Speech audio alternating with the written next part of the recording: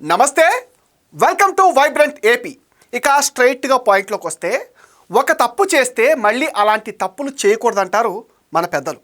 కానీ తప్పుల మీద తప్పులు చేస్తూ ప్రతిసారి అబాస్ పాలవుతున్న పార్టీ ఏదైనా ఈ దేశంలో ఉంది అంటే అది వైసీపీ తప్ప మరేది కాదు. వైసీపీ అధినేత జగన్ దగ్గర నుంచి ఆ పార్టీ నేతలు అసలు ఏం మాట్లాడుతున్నారో, ఎందుకు మాట్లాడుతున్నారో కూడా తెలియటం లేదు. తాడేపల్లి ప్యాలెస్ పెద్దలు ఇంకా పచ్చిగా చెప్పాలంటే సాక్షి మీడియా కార్యాలయం నుంచి వచ్చిన కాపీని అలాగే చదివి వినిపిస్తున్నారు అంతే తప్ప అసలు అది చదివితే తర్వాత మన పరిస్థితి ఏంటి, ప్రజలు మనల్ని ఏమనుకుంటారు, ఇలాంటి ప్రశ్నలు వేయవచ్చా లేదా అనే కనీస ఇంగిత జ్ఞానం కూడా వైసీపీ నేతలకు లేదని మరోసారి కూడా రుజువైంది. ఒక్కోసారి వాళ్ళు చేసే ఛాలెంజ్లు కూడా అలాగే ఉంటాయి. శాసనమండలిలో వైసీపీ ఎమ్మెల్సీలు మహా అపచారానికి ఉడిగట్టారు. హిందువుల కలియుగ దైవంగా భావించే వెంకటేశ్వర స్వామి ఫోటోల్ని పట్టుకుని చెప్పులు బూట్లతో ర్యాలీలు నిర్వహించి ప్రదర్శించారు. చెప్పులు బూట్లు వేసుకుని దేవుడు ఫోటోతో సభకు రావడం పైన మంత్రులు తీవ్రంగా మండిపడ్డారు. చట్టసభలో మహాపచారానికి పాల్పడ్డారంటూ అధికారపక్ష సభ్యులు నిరసన వ్యక్తం చేశారు.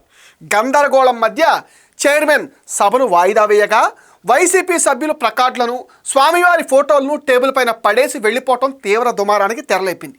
టీడీఎల్పీలో మంత్రి లోకేష్ నేతృత్వంలో టీడీపీ, జనసేన, బీజేపీ ఎమ్మెల్సీలు సమావేశమయ్యారు. ప్లకార్డులాగా దేవుడి ఫోటోను వాడి మహాపచారానికి పాల్పడిన తీరు ఎన్డీఎల్పీ తీవ్రంగా ఖండించింది. విషయాన్ని సీరియస్గా తీసుకోవాలని కూడా నిర్ణయించారు. కలియుగ దైవాన్ని అవమానించిన వైసీపీ సభ్యులకు పుట్టక త్రొండవంటూ జనాలు శాపనార్థాలు పెడుతున్నారు. తాజాగా జగన్కి హిందూ ధర్మం మీద విశ్వాసం లేదని వైసీపీ నాయకులు జగన్ రెడ్డి నుంచి వైవి సుబ్బారెడ్డి, కరుణాకర్ రెడ్డి వరకు అందరూ దుర్మార్గులు, వాళ్ళు చేసిన తప్పులు ఒప్పుకోరు, తప్పుల మీద తప్పులు చేస్తూనే ఉంటారు, వారికి పశ్చాత్తాపం అనేదే లేదు. అనేక సందర్భాల్లో ఇవన్నీ కూడా బయటపడ్డాయి. 151 సీట్ల నుంచి 11 సీట్లకు దిగజారిపోయినా కూడా వారికి ఇంకా బుద్ధి రావటం లేదని రాష్ట్ర సాధు పరిషత్ అధ్యక్షులు శ్రీనివాసానంద సరస్వతి ఆగ్రహం వ్యక్తం చేశారు.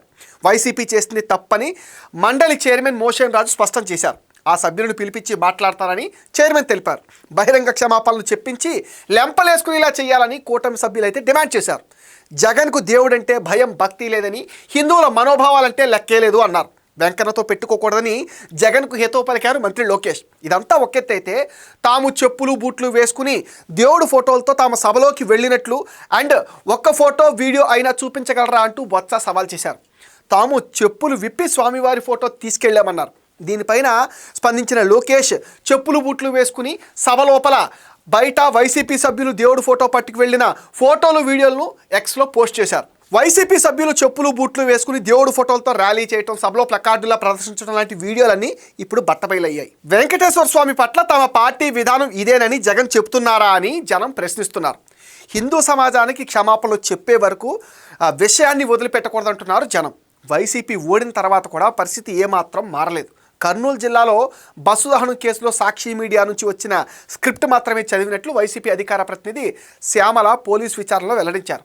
దీంతో వైసీపీ నేతలకు సొంత తెలివితేటలు లేవా అంటూ సోషల్ మీడియాలో తెగ ట్రోల్ చేశారు. ఇప్పుడు మరోసారి అలా వచ్చిన స్క్రిప్ట్ చదివిన ఒక మాజీ ఎమ్మెల్యే చౌకబారు వ్యాఖ్యలతో తన అజ్ఞానాన్ని కూడా బయటపెట్టేశారు.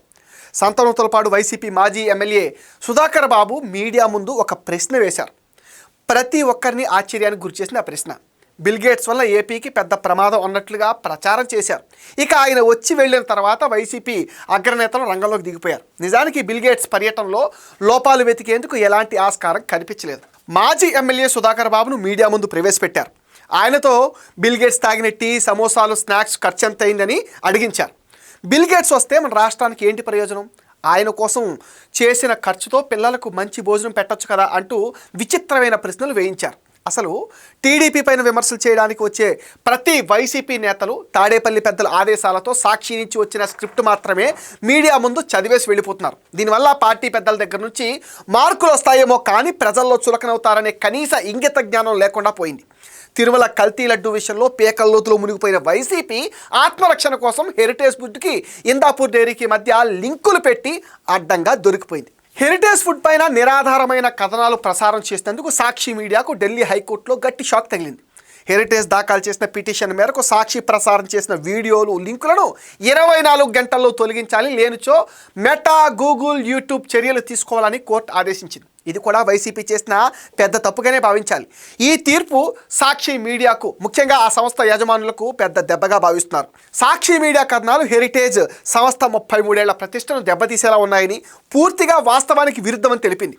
ఇటువంటి కథనాలు ప్రచురించి ప్రసారం చేసిన సాక్షి మీడియా పైన 100 కోట్ల రూపాయల పరువు నష్టం దావా విధించాలని విజ్ఞప్తి చేసింది. హెరిటేజ్ పరువుకు భంగం కలిగించే అంశాలను ప్రచురించడం, పోస్ట్ చేయటం, అప్లోడ్ చేయటం, ప్రచారం చేయటం కొనసాగించకుండా సాక్షి వార్తాపత్రిక, సాక్షి టీవీ, వాటి అనుబంధ సంస్థలు, ఇతర సోషల్ మీడియా వినియోగదారులను నియంత్రిస్తూ మధ్యంతర ఉత్తర్వులు జారీ చేశారు. ఒక విధంగా చెప్పాలంటే ఒక తప్పుని కప్పిపుచ్చుకునేందుకు మరిన్ని తప్పులు చేయటం వైసీపీ నేతలకు అలవాటైపోయింది. చంద్రబాబు పైన విమర్శలు చేద్దామని వచ్చి రాని తెలుగు భాషతో మాట్లాడి వైసీపీ నేత జగన్ అందరి ముందు పరువు తీసుకుంటారు. ఫేక్ ప్రచారాలతో మళ్ళీ బొక్కబొరలా పడింది వైసీపీ. ఇప్పట్లో కోలుకోవటం చాలా కష్టము అంటున్నారు. ఇది ఇవాల్టి మన వీడియో. ఈ వీడియో పైన మీ విలువైన ఒపీనియన్ కామెంట్ సెక్షన్లో మెన్షన్ చేయండి. మీరు ఇచ్చే కామెంట్స్తోనే మరిన్ని ఇంట్రెస్టింగ్ వీడియోలు మీకు అందిస్తాం. అండ్ మీరేం చేయాలో మీకు తెలుసు కదా, మన ఛానల్ని లైక్ చేయండి, షేర్ చేయండి, సబ్స్క్రైబ్ కూడా చేసేయండి.